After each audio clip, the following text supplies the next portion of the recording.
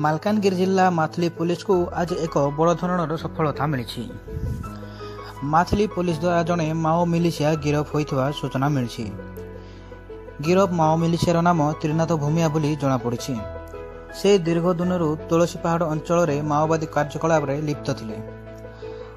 माथली टेमुरपाली पंचायत गृह भांगा और अन्य बहु अपराध में सामिल थी जमापड़ी।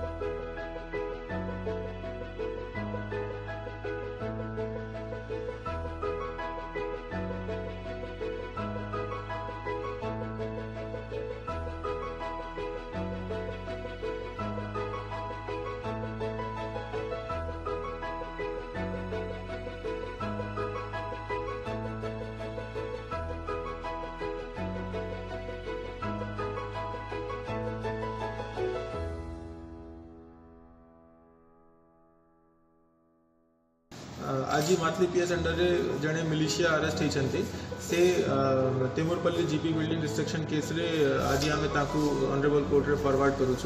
ता सहित से जगदीश समर्थ मर्डर केस, अनंत भूमिया मर्डर केस और मोहपदर बस बर्निंग केस रे मध्य से इन्वॉल्व अच्छा।